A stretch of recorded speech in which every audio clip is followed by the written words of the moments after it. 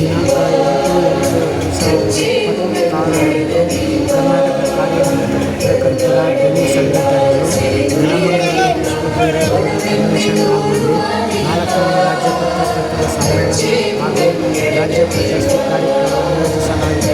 ಈ ಕಾರ್ಯಕ್ರಮಕ್ಕೆ ಪರಮಪೂಜ್ಯ ನಿಜಗುಣಾನಂದ ಸ್ವಾಮೀಜಿಗಳು ಮತ್ತು ಪರಮಪೂಜ್ಯ ಡಾಕ್ಟರ್ ರಾಮಲಿಂಗ ಮಹಾಸ್ವಾಮಿಗಳು ಹಾಗೂ ಸುಪ್ರೀಂ ಕೋರ್ಟ್ ನಿವೃತ್ತ ನ್ಯಾಯಮೂರ್ತಿಗಳಾದ ಸಂತೋಷ್ ಹೆಗ್ಡೆಯವರು ಉದ್ಘಾಟನೆ ಮಾಡುವುದರ ಮುಖಾಂತರ ನೆರವೇರಿಸಲಾಗಿದೆ. ಮೊದಲಿಗೆ ಪೂಜ್ಯ ನಿಜಗುಣಾನಂದ ಸ್ವಾಮೀಜಿ ನಾಯಕ ನುಡಿಗಳೊಂದಿಗೆ ನಂತರ ನಟರಾದ ವಿನೋದ್ ರಾಜ್ಕುಮಾರ್, ನಿವೃತ್ತ ನ್ಯಾಯಮೂರ್ತಿಗಳಾದ ಸಂತೋಷ್ ಹೆಗ್ಡೆಯವರು, ಕರ್ನಾಟಕ ಕಾರ್ಯನಿರತ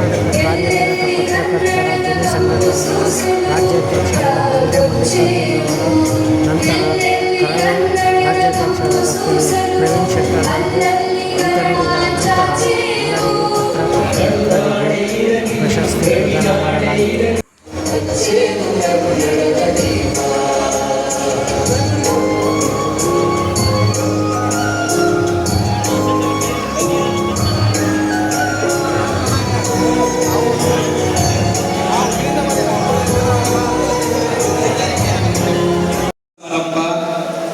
ಈ ಒಂದು ಕಾರ್ಯಕ್ರಮದ ಉದ್ಘಾಟನೆಯನ್ನ ಮಾಡಿ ನಿರ್ಗಮಿಸಿರುವಂತಹ ಛಲವಾದಿ ನಾರಾಯಣ ಸ್ವಾಮಿಯವರು ವಿಧಾನ ಪರಿಷತ್ ವಿರೋಧ ಪಕ್ಷದ ನಾಯಕರು ತುಂಬ ಅದ್ಭುತವಾಗಿ ಮಾತನಾಡಿ ತೆರಳಿರುವಂಥದ್ದು.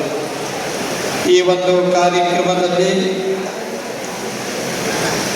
ರಾಜ್ಯಾಧ್ಯಕ್ಷರಾಗಿರುವಂತಹ ಮತ್ತು ಈ ಭಾಗದಲ್ಲಿ ಅಷ್ಟೇ ಎಲ್ಲ ರಾಜ್ಯಾದ್ಯಂತ ಎಲ್ಲರನ್ನ ಒಗ್ಗೂಡಿಸ್ತಾ ಇರುವಂಥ ಪತ್ರಕರ್ತರನ್ನ ಒಗ್ಗೂಡಿಸ್ತಾ ಇರುವಂತಹ ಬಂಗ್ಲೆ ಮಲ್ಲಿಕಾರ್ಜುನರವರು ಈ ಕಾರ್ಯಕ್ರಮದಲ್ಲಿದ್ದಾರೆ. ರಾಜ್ಯಾಧ್ಯಕ್ಷರು ಕರ್ನಾಟಕ ಕಾರ್ಯನಿರತರ ಪತ್ರಕರ್ತರ ಧ್ವನಿ, ಅವರಿಗೊಂದ್ಸಲ ಜೋರಾಗಿ ಚಪ್ಪಳೆಯನ್ನ ತಟ್ಟಿ. ಮತ್ತೆ ಈ ಕಾರ್ಯಕ್ರಮದಲ್ಲಿ ಆಶ್ರಯ ನುಡಿಯನ್ನ ನುಡಿಯಲಿರುವಂತಹ ಮಾನ್ಯ ಶ್ರೀ ಚೌಡೇಗೌಡರವರು ಜಿಲ್ಲಾಧ್ಯಕ್ಷರು, ಈ ಪತ್ರಕರ್ತರ ಸಂಘ ಬೆಂಗಳೂರು ಗ್ರಾಮಾಂತರ ಜಿಲ್ಲಾಧ್ಯಕ್ಷರು, ಅವರು ಸಹ ಈ ಕಾರ್ಯಕ್ರಮದಲ್ಲಿದ್ದಾರೆ. ಅವರಿಗೊಂದ್ಸಲ ಜೋರಾಗಿ ಚಪ್ಪಳೆಯನ್ನ ತಟ್ಟಿ. ಅಂಬೇಡ್ಕರ್ ಸ್ವಾತಂತ್ರ್ಯವನ್ನ ಪತ್ರಿಕೋದ್ಯಮಕ್ಕೆ ನೀಡಿರುವಂಥದ್ದು. ಈ 19ನೇ ಅನುಚ್ಛೇದ 1/2 ಹೇಳುವಂತ ವಿಚಾರ ಏನಪ್ಪ ಅಂದ್ರೆ, ಎಲ್ಲ ಮಾಧ್ಯಮದವರಿಗೆ ವಾಕ್ ಸ್ವಾತಂತ್ರ್ಯವನ್ನ ಕೊಟ್ಟಿದೆ ಅನ್ನುವಂಥದ್ದು. ಆದರೆ ಇವತ್ತು ಅದೇ ಮಾಧ್ಯಮದಲ್ಲಿ ನಾವೆಲ್ಲರೂ ಧ್ವನಿಯಾಗಬೇಕಾಗಿದ್ದು ಸಾಮಾಜಿಕ ಸಂಘರ್ಷಗಳನ್ನ ಹೊರಗೆ ತರುವಂತಹ ನಿಟ್ಟಿನಲ್ಲಿ ನಮ್ಮ ಪತ್ರಕರ್ತರು ಈ ವಾಕ್ ಸ್ವಾತಂತ್ರ್ಯವನ್ನ ಬಳಸಬೇಕಾಗಿರುವಂಥದ್ದು. ಆದರೆ ಇವತ್ತು ಮಾಹಿತಿ ಹಕ್ಕು ಕಾಯ್ದೆಯನ್ನ, RTI ಕಾಯ್ದೆಯನ್ನ 2005ರಲ್ಲಿ ತಿದ್ದುಪಡಿ ಮಾಡಿ ತಂದಂತ ಸಂದರ್ಭದಲ್ಲಿ ಇವತ್ತು ಪ್ರತಿಯೊಬ್ಬ ಪತ್ರಕರ್ತನಿಗೂ ತನ್ನದೇ ಆದಂತಹ ಒಂದು ಶಕ್ತಿಯನ್ನ ಕಾಯ್ದೆಯ ಮೂಲಕ ಹೊರತರುವಂತಹ ಒಂದು ಅಸ್ತ್ರವನ್ನು ನೀಡಿರುವಂಥದ್ದು. ಆದರೆ ಬಹಳ ಸಂದರ್ಭದಲ್ಲಿ ಅನುಭವ ಜನ್ಯವಲ್ಲದ ಪತ್ರಕರ್ತರು ಸಮಾಜದ ಸಂಘರ್ಷಕ್ಕೆ ಯಾವಾಗಲೂ ಎಡೆಮಾಡಿಕೊಡುವಂತ ಸಂದರ್ಭಗಳನ್ನು ನಾವು ಕಾಣ್ತಾ ಇರುವಂಥದ್ದು. ನಾನು ಅನೇಕ ಪತ್ರಕರ್ತರಿಗೆ ಒಂದು ಪ್ರಶ್ನೆಗಳನ್ನು ಕೇಳ್ತಾ ಇದ್ದೇನೆ. ನೀವು ಪತ್ರಿಕೋದ್ಯಮಕ್ಕೆ ಬಂದ ಸಂದರ್ಭಗಳಲ್ಲಿ ನಿಮಗೆ ಈ ಪತ್ರಿಕೋದ್ಯಮ ನಿಮಗೆ ತೃಪ್ತಿ ಕೊಟ್ಟಿದೆಯಾ ಅನ್ನುವಂಥದ್ದು, ಪತ್ರಿಕೋದ್ಯಮದಲ್ಲಿ ತೃಪ್ತಿ ಇದೆಯಾ ಅನ್ನುವಂಥದ್ದು.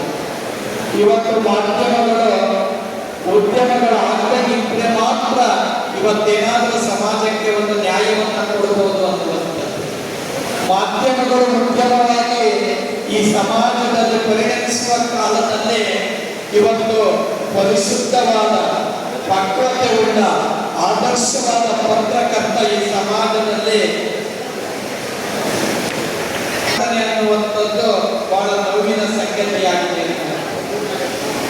ಇವತ್ತು ನಾವು ಸಮಾಜದಲ್ಲಿ 4 ಅಂಗಗಳನ್ನು ಕಾಣುವಂಥದ್ದು: ನ್ಯಾಯಾಂಗ, ಕಾರ್ಯಾಂಗ, ಶಾಸಕಾಂಗ, 4ನೇದು ಪತ್ರಿಕಾಂಗ. ಆದರೆ ಸಂವಿಧಾನದಲ್ಲಿ 4ನೇ ಅಂಗ ಪತ್ರಿಕಾಂಗ ಅಂತ ನಾವು ಹೇಳ್ಕೊಟ್ಟಿದ್ದೀವಿ ಹೊರತು ಅದನ್ನು ಇಂಡಿಯನ್ ಕಾನ್ಸ್ಟಿಟ್ಯೂಷನ್ ಅಲ್ಲಿ ಅನುಮೋದನೆ ಮಾಡುವ ಕಡೆಗೆ ನಮ್ಮ ಯಾರ ಚಿತ್ತ ಇಲ್ಲ ಅನ್ನುವಂಥ ನೋವಿನ ಸಂಗತಿ. ಇವತ್ತು ಕಾರ್ಯಾಂಗಕ್ಕೆ ತನ್ನದೇ ಆದಂಥ ಚೌಕಟ್ಟನ್ನು ಕೊಟ್ಟಿದ್ದಾರೆ, ನ್ಯಾಯಾಂಗಕ್ಕೆ ತನ್ನದೇ ಆದ ಚೌಕಟ್ಟನ್ನು ಕೊಟ್ಟಿದ್ದಾರೆ ಮತ್ತು ಶಾಸಕಾಂಗಕ್ಕೂ ತನ್ನದೇ ಆದ ಚೌಕಟ್ಟನ್ನು ಕೊಟ್ಟಿದ್ದಾರೆ. ಆದರೆ ಪತ್ರಿಕಾಂಗಕ್ಕೆ ತನ್ನದೇ ಆದಂಥ ಚೌಕಟ್ಟನ್ನು ಇಂಡಿಯನ್ ಕಾನ್ಸ್ಟಿಟ್ಯೂಷನ್ ಅಲ್ಲಿ ಅನುಮೋದನೆ ಆಗಿಲ್ಲ ಅನ್ನುವಂಥದ್ದು ನೋವಿನ ಸಂಗತಿ ಇದೆ. ಯಾಕೆ ಈ ಮಾತನ್ನು ಹೇಳ್ತಾ ಇದ್ದೀವಿ ಅಂದ್ರೆ, ಮಲ್ಲಿಕಾರ್ಜುನ ಅವರು ಹೋರಾಟ ಮಾಡಬೇಕಾಗಿರುವಂಥದ್ದು ನಿಮ್ಮನ್ನೆಲ್ಲರನ್ನ ಕೂರಿಸಿಕೊಂಡು ಅವರ ಬೆಂಬಲಕ್ಕೆ ನಾವೆಲ್ಲರೂ ಇದ್ದೀವಿ. 4ನೇ ಅಂಗ ಎಂದು ಕಾನೂನಿನಲ್ಲಿ ಸಂವಿಧಾನದಲ್ಲಿ ತಿದ್ದುಪಡಿ ಮಾಡಿ ಈ ಪತ್ರಿಕಾಂಗವನ್ನು ಸೇರಿಸಬೇಕಾಗಿದೆ. ಆ ಸೇರಿಸುವುದರ ಕಡೆಗೆ ನಮ್ಮೆಲ್ಲರ ಹೋರಾಟ ಆಗಬೇಕಾಗಿದೆ. ಅದರ ಕಡೆಗೆ ಪತ್ರಕರ್ತರು ಕೈ ಎತ್ತಿ ಬರಬೇಕಾದಂಥ ಸಂದರ್ಭ 21ನೇ ಶತಮಾನದ ಹೋರಾಟ ಇದಾಗಬೇಕಾಗಿದೆ. ಅದಾಗ್ತಾ ಇಲ್ಲ. ಇವತ್ತು ಪತ್ರಕರ್ತರು ಅವತ್ತಿನ ದಿನ ಭೂಮಿಯ ಕೆಲಸಗಾರರಂತೆ ಬದುಕನ್ನ ಅರಳಿಸಿ ಕಮಲಿಸಿಕೊಳ್ಳುವಂತ ಸಂದರ್ಭಗಳು ನೋವನ್ನು ತರ್ತಾ ಇದೆ ಅನ್ನುವಂಥದ್ದು. ಇವತ್ತು ನಾವೆಲ್ಲರೂ ಸಹ ಈ ಪತ್ರಿಕೋದ್ಯಮದಲ್ಲಿ ಬಹಳ ಜನ ಬಂದಿದ್ದೀರಿ. ಇದರಲ್ಲಿ ಸ್ಥಳೀಯ ಮಾಧ್ಯಮದವರಿದ್ದೀರಿ, ಪ್ರಾದೇಶಿಕ ಮಾಧ್ಯಮದವರಿದ್ದೀರಿ, ರಾಜ್ಯ ಮಟ್ಟದ ಮಾಧ್ಯಮಕಾರರಿದ್ದೀರಿ. ಇಷ್ಟು ಜನ ಸುಮಾರು 2,000 ಸಂಖ್ಯೆಯಲ್ಲಿ ರಾಜ್ಯದ ಅನೇಕ ಭಾಗಗಳಿಂದ ಬಂದು ಒಂದು ಕಡೆ ಸೇರಿದ್ದೀರಿ. ನಿಮ್ಮ ಹೋರಾಟ ಏನಾಗಬೇಕಾಗಿದೆ ಅಂದ್ರೆ, ನಿಮ್ಮಲ್ಲಿ ಅನುಭವಜನ್ಯವಾದ ಕ್ಷೇತ್ರದಲ್ಲಿ ಕೃಷಿ ಮಾಡಿದಂತಹ ವ್ಯಕ್ತಿಗಳನ್ನ ಗುರುತಿಸಿ ಆತನ ಅನುಭವವನ್ನು ಸಮಾಜಕ್ಕೆ ಕೊಡುವಂತ ಕೆಲಸ ನಮ್ಮ ಮಾಧ್ಯಮ ಪತ್ರಕರ್ತರವರ ಜವಾಬ್ದಾರಿ ಆಗುವಂಥದ್ದು. ಆದ್ರೆ ಇವತ್ತು ಅದು ಆಗ್ತಾ ಇಲ್ಲ. ಇಷ್ಟು ಜನ 2,000 ಪತ್ರಕರ್ತರು, 2,000 ಜನ ಪತ್ರಕರ್ತರು ಒಂದು ವಿಷಯದ ಮೇಲೆ ಬೆಳಕು ಚೆಲ್ಲುವಂತ ಕೆಲಸ ಮಾಡಿ ಅಲ್ಲಿರುವಂತ ಸಾಧಕ ಬಾಧಕಗಳನ್ನ ಎತ್ತಿ ತಂದು ಸಮಾಜದ ಮುಂದೆ ಇಟ್ಟಾಗ ಮಾತ್ರ ಆ ಕಡೆಗೆ ಈ ಕಾರ್ಯಾಂಗ, ನ್ಯಾಯಾಂಗ, ಶಾಸಕಾಂಗ ನೋಡುತ್ತೆ ಅನ್ನುವಂಥದ್ದು. ಇಲ್ಲ ಅಂದ್ರೆ ಅದು ಹಾಗೆ ಇರುತ್ತೆ. ಅನೇಕ ಜನ ಪ್ರಗತಿಪರ ರೈತರು ಇದ್ದಾರೆ. ಅವರು ಅನೇಕ ತಾಲೀಮುಗಳನ್ನು ಮಾಡಿ ಸಮಾಜದ ಅನೇಕ ಸವಾಲುಗಳನ್ನು ಎದುರಿಸಿ ಕೃಷಿಯನ್ನ ಮಾಡ್ತಾ ಬಂದಿದ್ದಾರೆ. ಅವರನ್ನು ಹೊರತರುವಂತ ಕೆಲಸವನ್ನ ಮಾಧ್ಯಮಗಳು ಮಾಡಿದಾಗ ಮಾತ್ರ ಒಂದು ಆದರ್ಶವಾದಂಥದ್ದಾಗುತ್ತೆ. ಇವತ್ತು ಏನಾಗಿದೆ, ಅಂಬೇಡ್ಕರ್ ಅವರು ಒಂದು ಮಾತನ್ನು ಹೇಳ್ತಾರೆ ಸಂವಿಧಾನದಲ್ಲಿ, ಮಾರಾಟವಾದ ಪತ್ರಕರ್ತ 1000 ಜನ ಭಯೋತ್ಪಾದಕರಿಗೂ ಮಿಗಿಲಾದ ದೊಡ್ಡ ಭಯೋತ್ಪಾದಕ ಅಂದ್ರೆ ಅದು ಪತ್ರಕರ್ತ. ಇವತ್ತು ಬಹಳ ಸಂದರ್ಭದಲ್ಲಿ ನೀವು ವಿರೋಧ ಪಕ್ಷದಲ್ಲಿ ಕೂಡಬೇಕಾದಂತ ಪತ್ರಕರ್ತರು ಆಡಳಿತದ ಪಕ್ಷದ ಜೊತೆಯಲ್ಲಿ ಕೂತ್ಕೊಳ್ಳೋದು ಈ ನೋವನ್ನು ತರುವಂಥದ್ದು. ಯಾವತ್ತೂ ಪತ್ರಕರ್ತರು ವಿರೋಧ ಪಕ್ಷದ ಸ್ಥಾನದಲ್ಲಿದ್ದು ಈ ಸಮಾಜವನ್ನು ತಿದ್ದುವಂತೆ ಕೆಲಸವನ್ನು ಮಾಡಬೇಕಾಗಿದೆ. ಆ ವಿರೋಧ ಪಕ್ಷದ ಸ್ಥಾನದಲ್ಲಿ ಕುಳಿತುಕೊಂಡಾಗ ಮಾತ್ರ ಈ ಸಮಾಜಕ್ಕೆ ನ್ಯಾಯವನ್ನು ಕೊಡುವಂತ ಕೆಲಸ ಆಗುತ್ತೆ. ಮಲ್ಲಿಕಾರ್ಜುನ್ ಅವರು ನಿಮ್ಮ ಜೊತೆಗೆ ನಾವು ಸದಾ ಇರ್ತೀವಿ. ನೀವು ವಿರೋಧ ಪಕ್ಷವಾಗಿ ಆಡಳಿತ ಪಕ್ಷಕ್ಕೆ ಎಚ್ಚರಿಕೆಯನ್ನು ಮುಟ್ಟಿಸಿದಾಗ ಮಾತ್ರ ಈ ಸಮಾಜಕ್ಕೆ ಏನಾದರೂ ಒಂದು ಕೊಡುವುದಕ್ಕೆ ಸಾಧ್ಯ ಆಗುತ್ತೆ ಅನ್ನುವಂಥದ್ದು ನೀವೆಲ್ಲರಿಗೂ ನೆನಪಿರಲಿ. ಬುದ್ಧನ ಕಾಲದಲ್ಲೂ ಕಾನೂನಿತ್ತು, ಬಸವಣ್ಣನ ಕಾಲದಲ್ಲಿಯೂ ಕಾನೂನಿತ್ತು. ಅಂಬೇಡ್ಕರ್ ಅವರು ಬಂದ ಮೇಲೆ ಅದನ್ನು ಸಾರ್ವತ್ರಿಕಗೊಳಿಸೋದ್ರ ಮೂಲಕ ತನ್ನದೇ ಆದ ಚೌಕಟ್ಟನ್ನು ಹಾಕಿ ಒಂದು ಹೊಸ ಸಂವಿಧಾನ, ಲಿಖಿತ ಸಂವಿಧಾನವನ್ನು ಕೊಟ್ಟರು. 1949ರಲ್ಲಿ ಸಂವಿಧಾನವನ್ನು ನಮಗೆ ನಾವೇ ಅರ್ಪಣೆ ಮಾಡಿಕೊಂಡ ನಂತರ 1950ರಲ್ಲಿ ಸಾರ್ವತ್ರಿಕಗೊಳಿಸಿದ ಈ ಸಂವಿಧಾನದಲ್ಲಿ ನೀವೆಲ್ಲರೂ ಸಹ ಬಸವಣ್ಣನವರ ಕಾಲದಲ್ಲಿ ಕಾನೂನನ್ನು ಕಾವ್ಯಾತ್ಮಕವಾಗಿ ಬೋಧಿಸುವಂತ ಇಂಡಿಯನ್ ಕಾನ್ಸ್ಟಿಟ್ಯೂಷನ್ ಅಂದ್ರೆ ಅದು ವಚನ ಸಾಹಿತ್ಯ ಅನ್ನುವಂಥದ್ದು.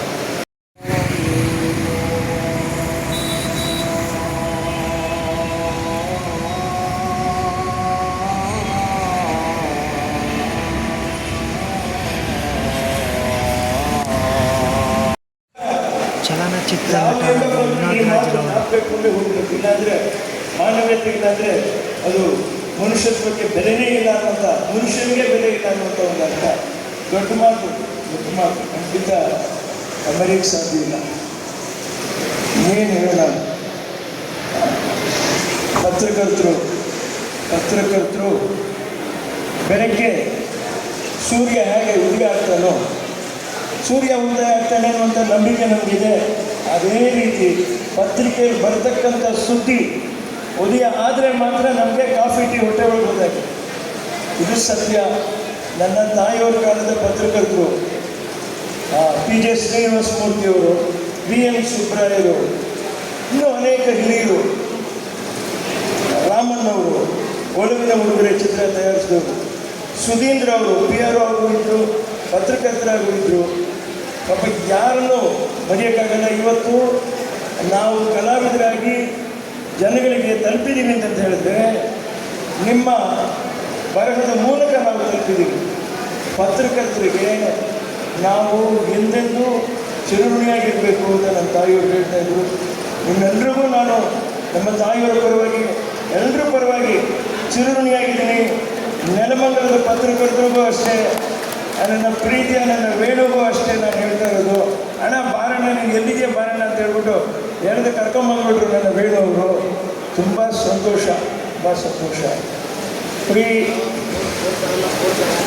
ಚಿಕ್ಕದಾಗಿ ಒಂದು ತುಣುಕು, ಗಂಡಸಾಲ ಸಣ್ಣ ತುಣುಕು. ಈ ಜಗವೆಲ್ಲ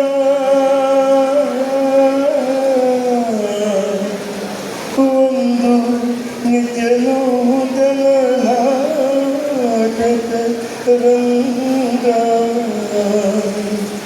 ಈ ಜನರೆಲ್ಲ ಚಿತ್ರ ವಿಚಿತ್ರ ಪಾತ್ರದ, ಈ ಜಗನ್ನಾಟಕ ಸೂತ್ರಧಾರಿ ಆ ಸರ್ವಸಾಕ್ಷಿ ಶ್ರೀಹರಿಯೇ.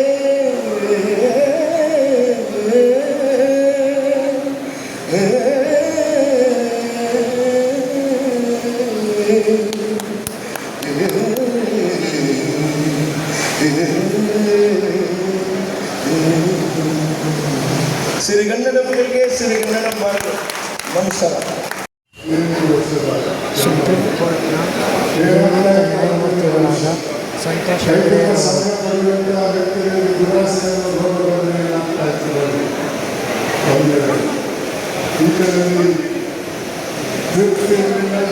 ಇವುಗಳಲ್ಲಿ ಮಾನವೀಯತೆ ಇಲ್ಲ.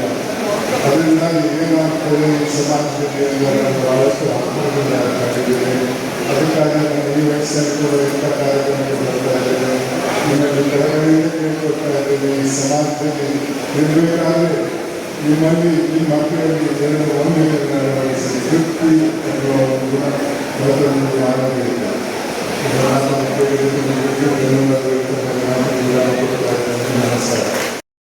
ಆ ಸಮಾಜದ ಭಾವನೆಯಲ್ಲಿ ಬಹಳಷ್ಟು ಬದಲಾವಣೆಗಳಿವೆ. ಒಂದು ವೇಳೆ ಇವತ್ತಿನ ಸಮಾಜ ಬರೀ ಶ್ರೀಮಂತಿಕೆ ಮತ್ತು ಅಧಿಕಾರವನ್ನು ಪೂಜಿಸುವಂತಹ ಸಮಾಜದಲ್ಲಿ ಪ್ರಾಮಾಣಿಕರಿಗೆ ಯಾವುದೇ ಬೆಲೆ ಇಲ್ಲ. ಪ್ರಾಮಾಣಿಕರ ಬಗ್ಗೆ ಮಾತಾಡಿದ ಬಿಟ್ಟಿನ ಮನುಷ್ಯ ಅವನು ತಿನ್ನಲ ಇನ್ನೊಬ್ಬರು ತಿನ್ನಲು ಮಾತ್ರ ಸಂಪ್ರದಾಯ. ಈ ಒಂದು ವಿಚಾರಕ್ಕೆ ಕಾರಣ ಎರಡು ರೋಗ. ಒಂದು ದುರಾಸೆ ಅನ್ನುವಂತಹ, ಇದೊಂದು ಮಾನವೀಯತೆ ಇಲ್ಲದಂತಹ. ಈ ಒಂದು ಪರಿಸ್ಥಿತಿಗೆ ಕಾರಣ ಆ ದುರಾಸೆ. ಈ ರೋಗಕ್ಕೆ ಮಧ್ಯೆ ಎಷ್ಟು ಮಾಡಿದರೂ ಸಾಧ್ಯ. ಇತ್ತೀಚೆಗೆ 9 ಆಪರೇಟರ್ಗಳಲ್ಲಿ 1 ಲಕ್ಷ ಕೋಟಿ 2 ಲಕ್ಷ ಕೋಟಿ ಕೊಳ್ಳೆ ಹೊಡೆಯುತ್ತಾರೆ. ಇದೇ ರೀತಿ ದುರಾಸೆ ಜಾಸ್ತಿ ಆಗ್ತಾ ಹೋಗ್ತಾ ಇದ್ದರೆ ನಮ್ಮ ಆರ್ಥಿಕ ಪರಿಸ್ಥಿತಿ ಏನಾಗಬಹುದು ಅಂತ ಸ್ವಲ್ಪ ಯೋಚನೆ ಮಾಡಿ.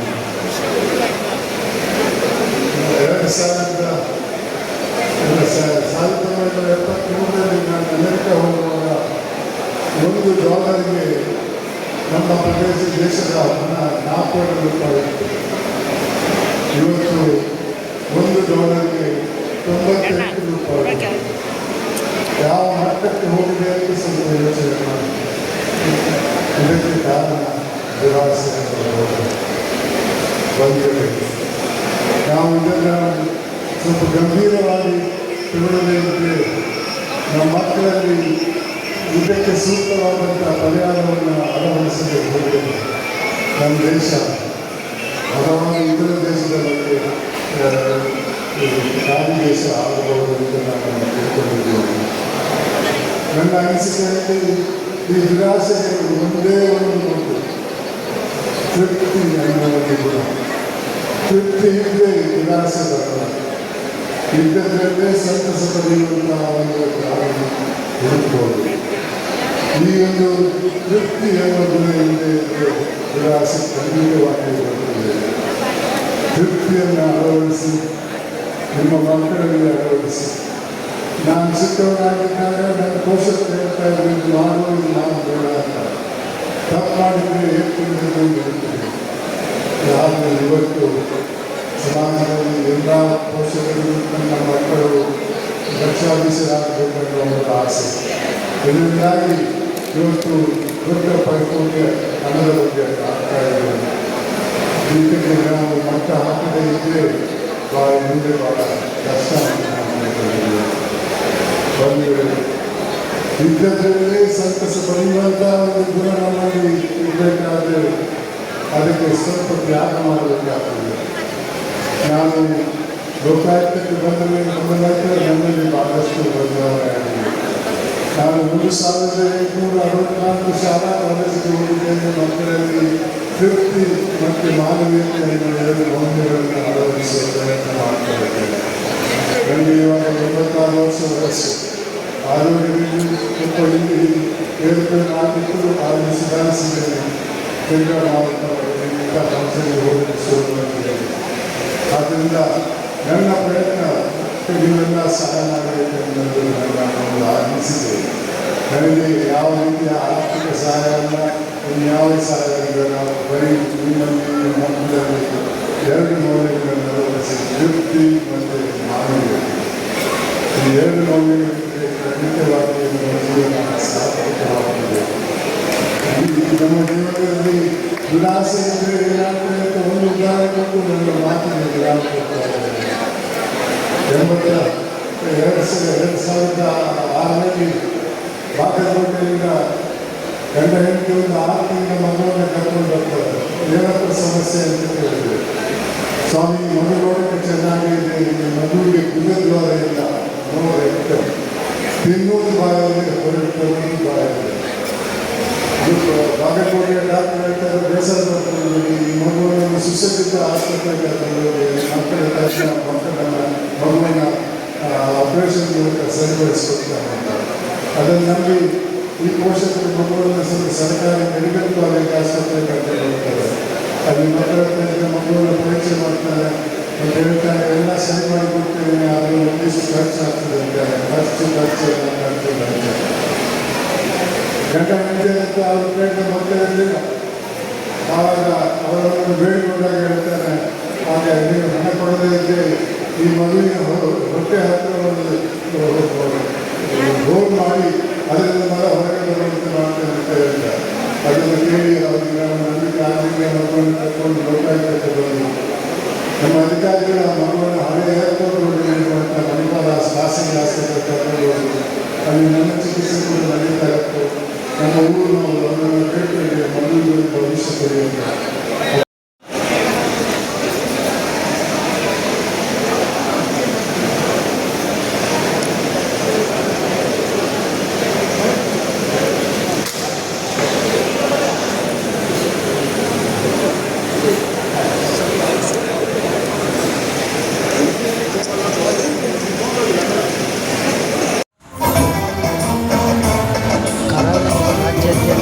ಕನ್ನಡಕ್ಕಾಗಿ ಜನನ, ಕನ್ನಡಕ್ಕಾಗಿ ಮರಣ, ಕನ್ನಡತನಕ್ಕೆ ನಮ್ಮ ಉಸಿರೇ ಚಿರಋಣಿ.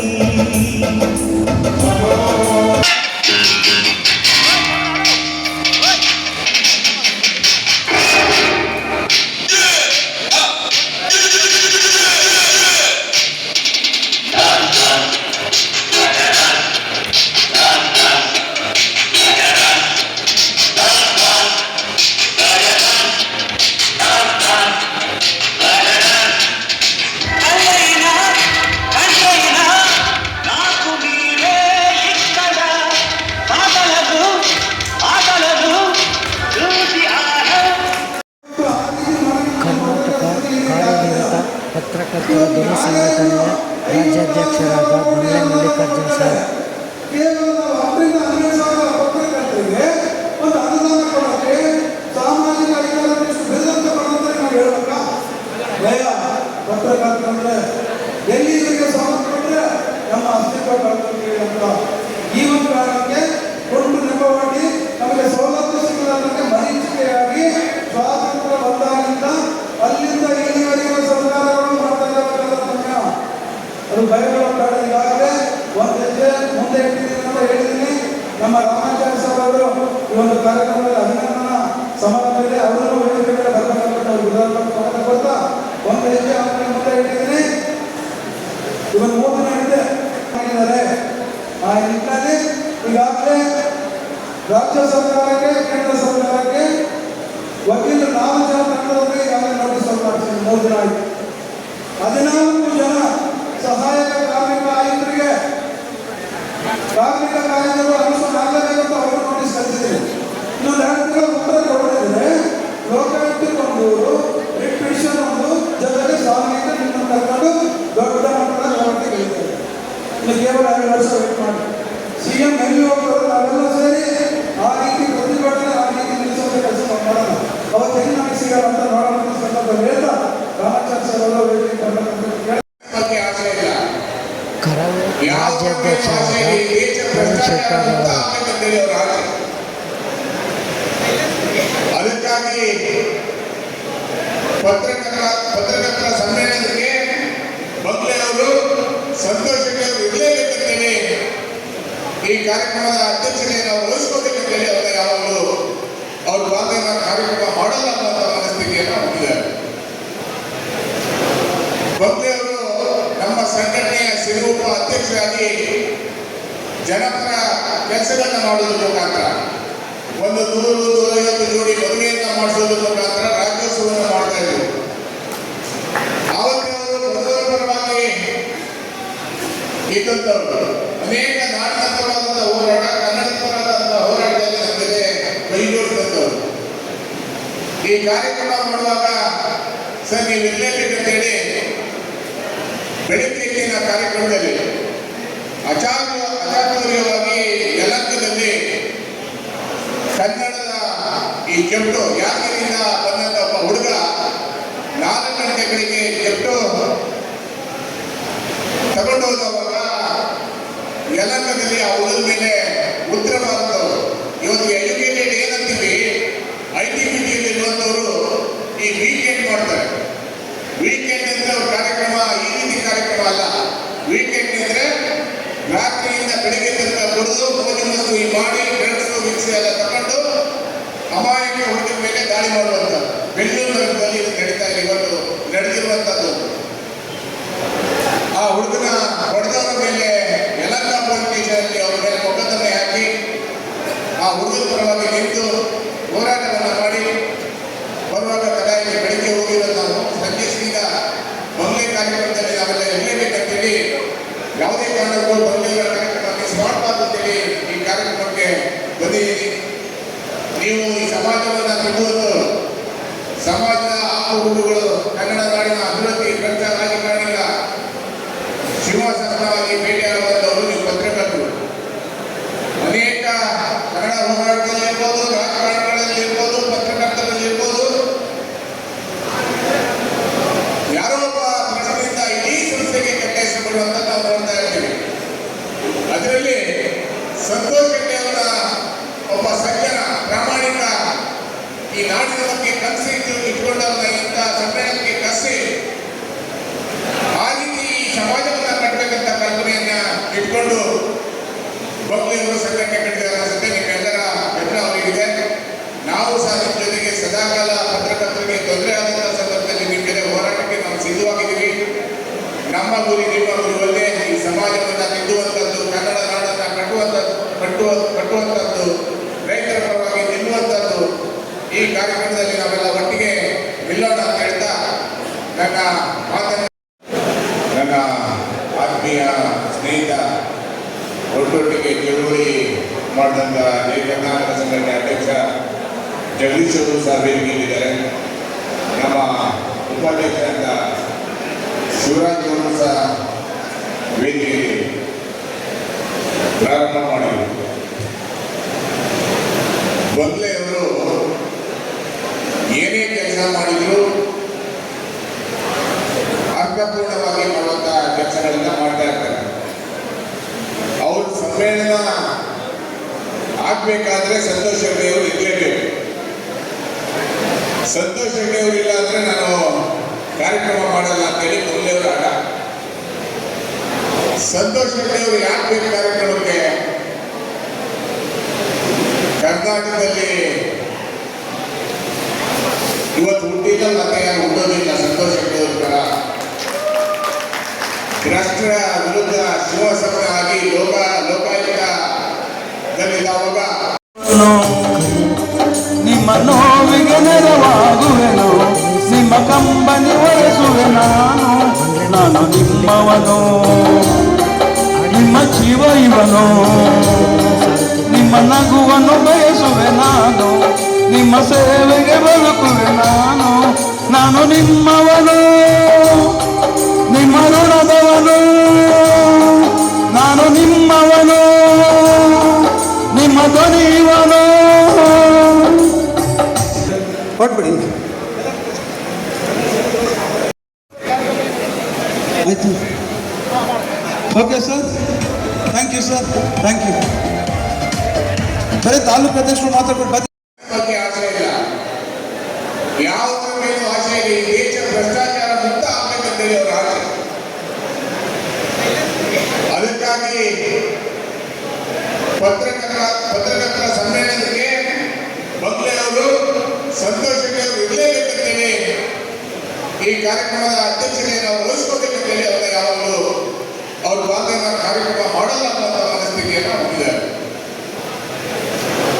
ಮೊದಲೇ ಅವರು ನಮ್ಮ ಸಂಘಟನೆಯ ಸಿರುಪ ಅಧ್ಯಕ್ಷರಾಗಿ ಜನಪರ ಕೆಲಸಗಳನ್ನ ಮಾಡೋದ್ರ ಮುಖಾಂತರ 100-150 ಜೋಡಿ ಮದುವೆಯನ್ನ ಮಾಡಿಸೋದ್ರ ಮುಖಾಂತರ ರಾಜ್ಯೋತ್ಸವವನ್ನು ಮಾಡ್ತಾ ಇದ್ರು. ಆವತ್ತೇ ಅವರು ಮೊದಲ ಪರವಾಗಿ ಇದ್ದಂಥವ್ರು ಅನೇಕ ನಾಡಿನ ಪರವಾದಂತಹ ಹೋರಾಟ, ಕನ್ನಡ ಪರವಾದಂತಹ ಹೋರಾಟದಲ್ಲಿ ನಮ್ಮ ಜೊತೆ ಕೈ ಜೋಡಿಸಿದಂಥವ್ರು. ಈ ಕಾರ್ಯಕ್ರಮ ಮಾಡುವಾಗ ಸರ್ ನೀವು ಇರಲೇಬೇಕಂತೇಳಿ ಬೆಳಗ್ಗೆ ಎದ್ದಿನ ಕಾರ್ಯಕ್ರಮದಲ್ಲಿ ಅಚಾತುರ್ಯವಾಗಿ ಯಲಹಂಕದಲ್ಲಿ ಕನ್ನಡದ ಈ ಕೆಂಪು ಯಾದಗಿರಿಯಿಂದ ಬಂದಂತ ಒಬ್ಬ ಹುಡುಗ 4 ಗಂಟೆ ಬೆಳಿಗ್ಗೆ ಕೆಂಪು ತಗೊಂಡು ಹೋದವಾಗ ಯಲಹಂಕದಲ್ಲಿ ಆ ಹುಡುಗ ಮೇಲೆ ಉತ್ತರ ಭಾರತದವರು, ಇವತ್ತು ಎಜುಕೇಟೆಡ್ ಏನಂತೀವಿ, ITBTಯಲ್ಲಿ ಇರುವಂತವರು ಈ ವೀಕೆಂಡ್ ಮಾಡ್ತಾರೆ. ವೀಕೆಂಡ್ ಅಂದ್ರೆ ಅವ್ರ ಕಾರ್ಯಕ್ರಮ ಈ ರೀತಿ ಕಾರ್ಯಕ್ರಮ ಅಲ್ಲ. ವೀಕೆಂಡ್ ಅಂದ್ರೆ ರಾತ್ರಿಯಿಂದ ಬೆಳಿಗ್ಗೆ ತನಕ ಕುಡಿದು ಮೋಜು ಮಸ್ತು ಮಾಡಿ ಡ್ರಗ್ಸ್ ಮಿಕ್ಸ್ ಎಲ್ಲ ತಗೊಂಡು ಅಮಾಯಕ ಹುಡುಗರ ಮೇಲೆ ದಾಳಿ ಮಾಡುವಂಥದ್ದು ಬೆಂಗಳೂರು ನಗರದಲ್ಲಿ ನಡೀತಾ ಇದೆ, ಇವತ್ತು ನಡೆದಿರುವಂಥದ್ದು. ಆ ಹುಡುಗನ ಹೊಡೆದವರ ಮೇಲೆ ಯಲಹಂಕ ಪೊಲೀಸ್ ಸ್ಟೇಷನ್ನಲ್ಲಿ ಅವ್ರ ಮೇಲೆ ಮೊಕದ್ದಮೆ ಹಾಕಿ ಆ ಹುಡುಗನ ಪರವಾಗಿ ನಿಂತು ಹೋರಾಟವನ್ನು ಮಾಡಿ ಬರುವಾಗ ಕದಾಯಲ್ಲಿ ಬೆಳಿಗ್ಗೆ ಹೋಗಿರೋದು ನಾವು ಸಂಜೆ ಸೀದಾ ಮೊದಲೇ ಕಾರ್ಯಕ್ರಮದಲ್ಲಿ ನಾವೆಲ್ಲ ಇರಲೇಬೇಕಂತೇಳಿ ಯಾವುದೇ ಕಾರಣಕ್ಕೂ ಮೊದಲೇ ಕಾರ್ಯಕ್ರಮ ಮಿಸ್ ಮಾಡಬಾರ್ದು ಅಂತೇಳಿ ಈ ಕಾರ್ಯಕ್ರಮಕ್ಕೆ ಬಂದಿದ್ದೀನಿ. ನೀವು ಈ ಸಮಾಜವನ್ನು ತಿನ್ನುವಂಥವ್ರು, ಸಮಾಜದ ಆಗುಗಳು, ಕನ್ನಡ ನಾಡಿನ ಅಭಿವೃದ್ಧಿ ಭ್ರಷ್ಟ ರಾಜಕಾರಣಿಗಳ ಶಿವಸಮನವಾಗಿ ಭೇಟಿಯಾಗುವಂಥವರು ನೀವು ಪತ್ರಕರ್ತರು. ಅನೇಕ ಕನ್ನಡ ಹೋರಾಟದಲ್ಲಿ ಇರ್ಬೋದು, ರಾಜಕಾರಣಗಳಲ್ಲಿ ಇರ್ಬೋದು, ಪತ್ರಕರ್ತರಲ್ಲಿ ಇರ್ಬೋದು, ಯಾರೋ ಒಬ್ಬ ಪ್ರಶ್ನೆಯಿಂದ ಇಡೀ ಸಂಸ್ಥೆಗೆ ಕೆಟ್ಟ ಹೆಸರು ಬರುವಂತ ನಾವು ನೋಡ್ತಾ ಇರ್ತೀವಿ. ಅದರಲ್ಲಿ ಸಂತೋಷ್ ಹೆಗ್ಡೆ ಅವರ ಒಬ್ಬ ಸಜ್ಜನ ಪ್ರಾಮಾಣಿಕ ಈ ನಾಡಿನ ಬಗ್ಗೆ ಕನಸು ಇಟ್ಕೊಂಡವನ್ನ ಇಂಥ ಸಮ್ಮೇಳನಕ್ಕೆ ಕರೆಸಿ ಆ ರೀತಿ ಈ ಸಮಾಜವನ್ನ ಕಟ್ಟಬೇಕಂತ ಕಲ್ಪನೆಯನ್ನ ಇಟ್ಕೊಂಡು ಬಗ್ಲಿಯವರು ಸಂಘಟನೆ ಕಟ್ಟಿದ ಅನ್ಸುತ್ತೆ. ನಿಮ್ಮೆಲ್ಲರ ಬೆಂಬಲ ಅವರಿಗಿದೆ. ನಾವು ಸಹ ನಿಮ್ಮ ಜೊತೆಗೆ ಸದಾಕಾಲ ಪತ್ರಕರ್ತರಿಗೆ ತೊಂದರೆ ಆದಂತಹ ಸಂದರ್ಭದಲ್ಲಿ ನಿಮ್ಮ ಜೊತೆ ಹೋರಾಟಕ್ಕೆ ನಾವು ಸಿದ್ಧವಾಗಿದ್ದೀವಿ. ನಮ್ಮ ಗುರಿ ನಿಮ್ಮ ಗುರುವಲ್ಲೇ ಈ ಸಮಾಜವನ್ನು ತಿದ್ದುವಂಥದ್ದು, ಕನ್ನಡ ನಾಡನ್ನು ಕಟ್ಟುವಂಥದ್ದು, ರೈತರ ಪರವಾಗಿ ನಿಲ್ಲುವಂಥದ್ದು. ಈ ಕಾರ್ಯಕ್ರಮದಲ್ಲಿ ನಾವೆಲ್ಲ ಒಟ್ಟಿಗೆ ನಿಲ್ಲೋಣ ಅಂತ ಹೇಳ್ತಾ ನನ್ನ ಮಾತನ್ನು thank you sir, thank you. ಹಂಗೆ ಹೋಗ್ಬಿಡ್ರಿ, ದಯಮಾಡಿ ಹೋಗ್ಬಿಡಿ, ದಯಮಾಡಿ ಸರ್. ದಯಮಾಡಿ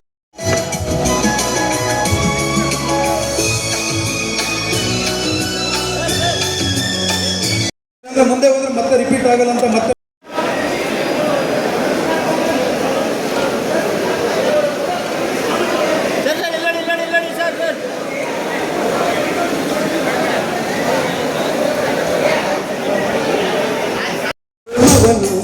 ನಿಮ್ಮ ಚಿಂತೆಯ ಮರೆಸುವೆ ನಾನು ನಿಮ್ಮವನು, ನಿಮ್ಮ ಸ್ನೇಹಿತನು, ನಿಮ್ಮ ನಗುವನ್ನು ಬಯಸುವೆ ನಾನು, ನಿಮ್ಮ ಸೇವೆಗೆ ಬದುಕುವೆ ನಾನು ನಿಮ್ಮವನು, ನಿಮ್ಮ ಪ್ರಾಣ ಇವನು.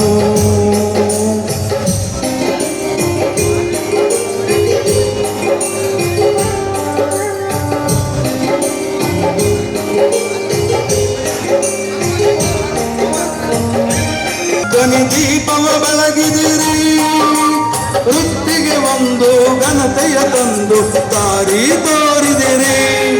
ನಾನು ನಿಮ್ಮವನು, ನಿಮ್ಮದು ನೀವನು, ನಿಮ್ಮ ನೋವಿಗೆ ನೆರವಾಗುವೆನು, ನಿಮ್ಮ ಕಂಬನಿ ಒರೆಸುವೆ ನಾನು ನಿಮ್ಮವನು, ನಿಮ್ಮ ಸ್ನೇಹಿತನು, ನಿಮ್ಮ ಸೇವೆಗೆ ಬದುಕುವೆ ನಾನು, ನಿಮ್ಮ ಸೇವೆಗೆ ಬದುಕುವೆ ನಾನು.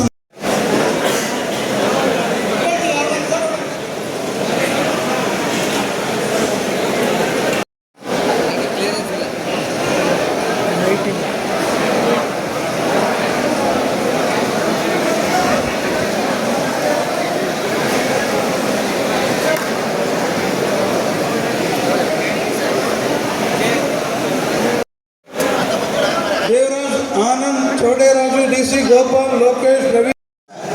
ಗಿಫ್ಟೆಡ್ ಹ್ಯಾಂಡ್ಸ್ ಹಾಸ್ಪಿಟಲ್ನ MD ಮತ್ತು ಚೇರ್ಮನ್ ಮಾನಸ ಯೆಚೂರವರಿಗೆ ಹೃತ್ಪೂರ್ವಕವಾದ ಧನ್ಯವಾದಗಳನ್ನು ಅರ್ಪಿಸ್ತೀವಿ ಮತ್ತು ಅವರ ಹಾಸ್ಪಿಟಲ್ನ